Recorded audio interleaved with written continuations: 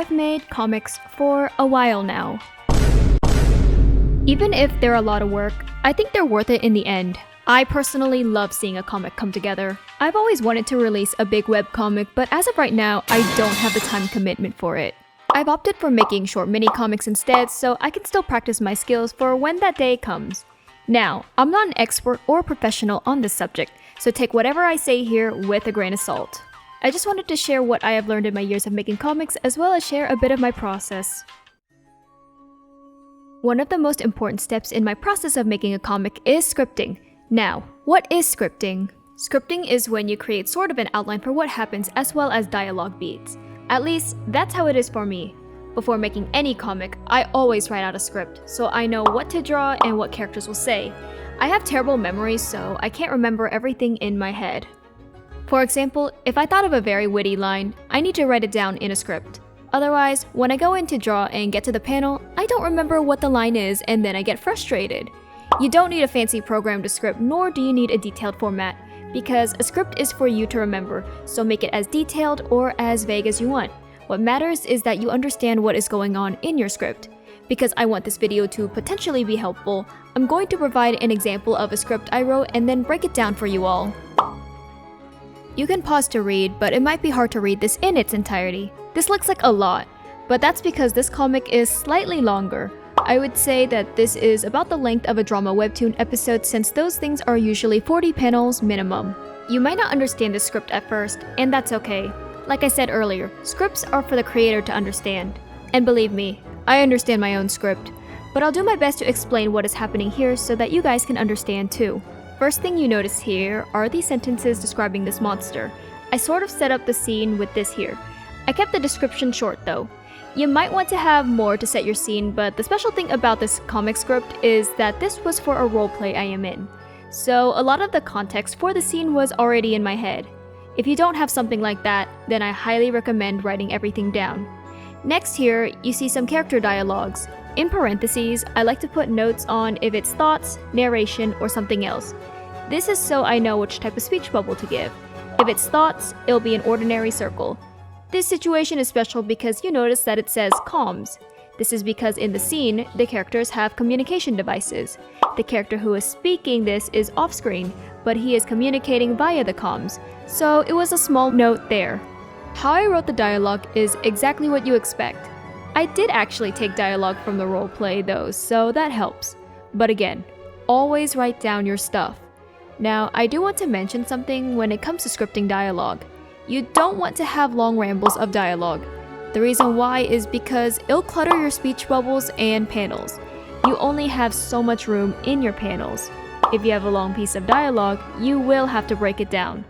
Now, I'll be honest, I didn't break down a lot of long dialogue parts and ended up doing it later. So you might be asking, what constitutes as long dialogue? It's up to personal preference and what you are able to fit. But for me, it's usually going to be something that is more than 2 sentences. If the sentences are short, then that's fine. But if you have really long sentences, sometimes you might want to break it up. The rest of this is just the usual dialogue back and forth, as well as describing any actions. You can make it as detailed or as vague as you want, just as long as you know what's happening. Now once you finish your script, you might be thinking, let's get started on the comic. I want you to hold your horses now, because writing a script is pretty easy and sometimes you get carried away. Next thing you want to do is review your script and make an estimate of how many pages your comic will end up being. Yes, I'm being serious. I think it's important for you to understand how much work you're about to do, because I'm guilty of creating a script and then it turns out I'm having to make a lot more pages than I thought. And then I get tired. Now how do you figure out how many pages you'll make out of your script? It's going to be by panel. Now keep in mind, you could be a page or 2 from your estimate. For me, I estimate that one comic page is going to be 6 panels. That's usually how most of my comic pages go. Sometimes it is more or less depending on how I break down those panels, but most of the time it will be 6. So with that in mind, each piece of dialogue is most likely going to be 1 panel. So that's easy to figure out.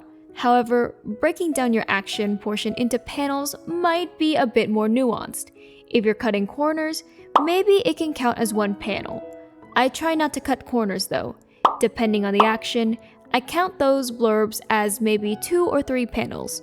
So let's break the script down into pages so you all can see what I mean. The first description here is only describing the monster we are seeing, and at most, the monster is just roaring, so I would count this as 1 panel. This next dialogue portion would count as another panel. Then of course, you see another dialogue part. That's a panel. After that, there is an action blurb. I would likely have 1 panel to show the characters moving out, then another one to have Keiya look back. Maybe 1 more to show Sunwoo in this. So that's already 3 panels. This entire first part here already counts as 1 page. Now compare this amount to the rest of the script and you can quickly see how getting carried away writing can cause you to end up with more work.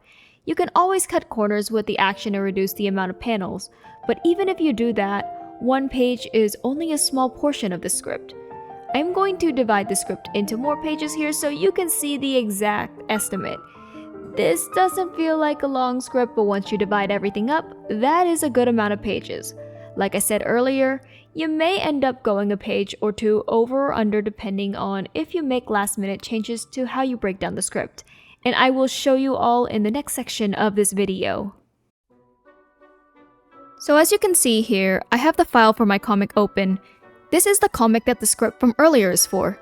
To keep things consistent in this video, I will be showing off my process here.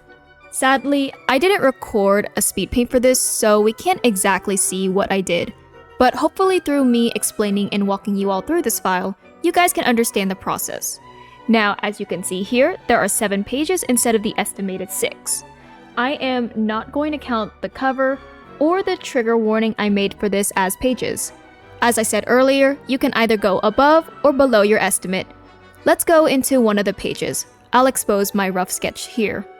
So this is page 1 of the comic. I think it is a decent page to show off the rough sketch.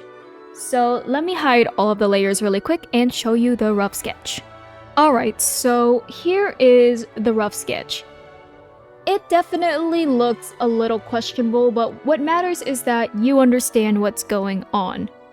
So for me, how I do my rough sketches, I use it to plan my panels, kind of plan out the compositions per panel, and also lay out where I'm gonna put the dialogue. So it does not have to be perfect. As you can see here, you probably could barely tell what is happening. So what I did was I pretty much laid out where the monster is gonna be. I have a little panel here to show a close-up of the character, and then as you can see right here, the dialogue. Sometimes you decide to make last-minute changes during the rough sketch. So this section here with 3 panels was actually a last-minute change from the script. Originally in the script, it was 1 long thing. But I thought it would be really cool if I just broke it up even further and had shots of the 3 characters. It's just a small thing that I felt like doing. Was it more work? Yes. But if you're willing to put in the work, then you may as well do it, right? But I don't think there is too much to discuss here within the rough sketch.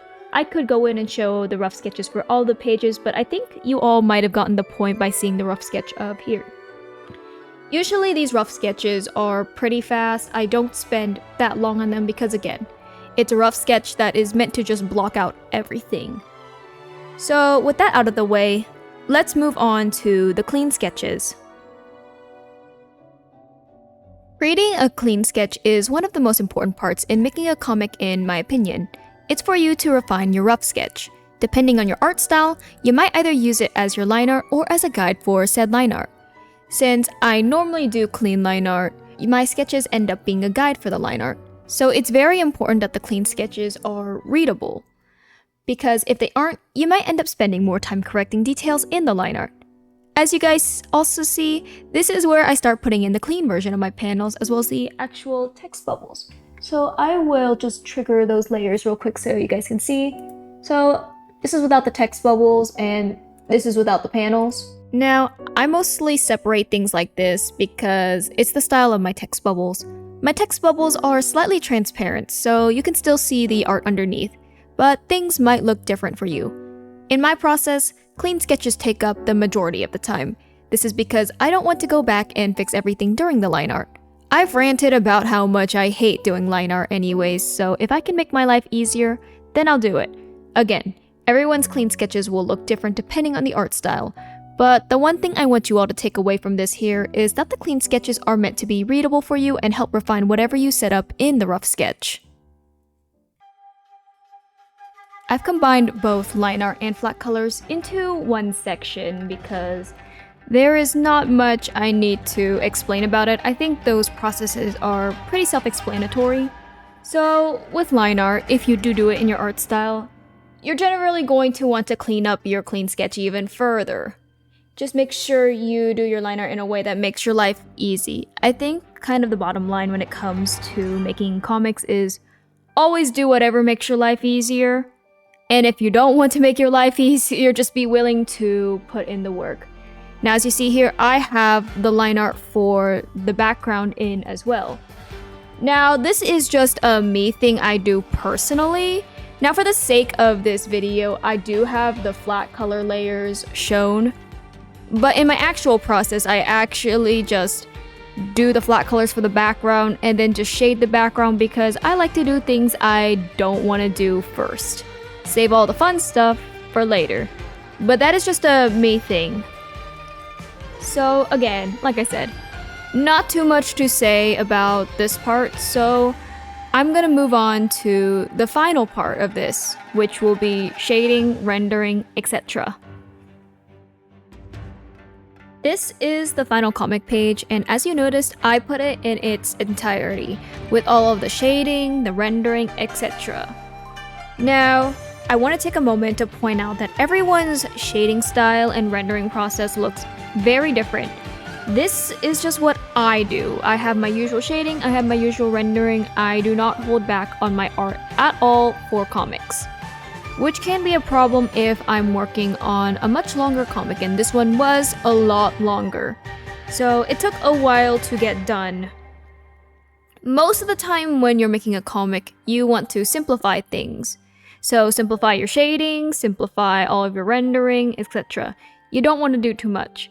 But I have too much pride in my art, so I decided to just do everything in its entirety. And while it does look good, again, it is a lot of work. So I do not have too many comments to say about the shading and whatnot here. So I will move on to just a few more final notes. When it comes to making comics, it's a bit of a process. You notice that majority of this video goes over the comic script. At least for me, it's the foundation of your comic. You need to know what is happening after all. I think the other parts I went over are very subjective depending on the person's art style. So I don't think there's a point in me going too in-depth about every little thing I personally do, because I think some of the things I do might not even apply to others. Not to mention, I have weird quirks in my process, like fully rendering the background first before starting on the flat colors for the characters. Anyways, let me leave some final notes about the process. While I only showed one page for each of the steps, I think it's a lot better if you're on the same step for every page. What I mean by that is do all of your rough sketches for your pages, then go in and do all of the clean sketches, etc. Because if you completely finish one page and still have others to go, in my experience, it throws me off. I end up lacking consistency in the quality, so I think it's good to spread everything out and do the processes all at once. Now for something maybe a bit more expected as a note, I encourage everyone to try to make a mini comic once or twice. Can be one page, or maybe it'll be more. I think it's good practice too. You'll get better with time. Like, I was pretty bad at paneling in comics. I still am, but I've been practicing. I want everyone to throw out the thoughts of not being able to do it, because no, you can do it. And finally, this video serves more as a tutorial on my process rather than an in-depth guide on what exactly I did to quote-unquote make good comics, if you know what I mean. I didn't go into things such as composition for all of the panels and whatnot. There are really good videos for that, so I highly recommend searching them up. I hope you all took something away from this video though. This was very difficult for me to edit, but I wanted to try and make a somewhat helpful guide, so yeah. Anyways, I don't have much of an outro for this, so I'll end things off here. I'll see you all in the next one.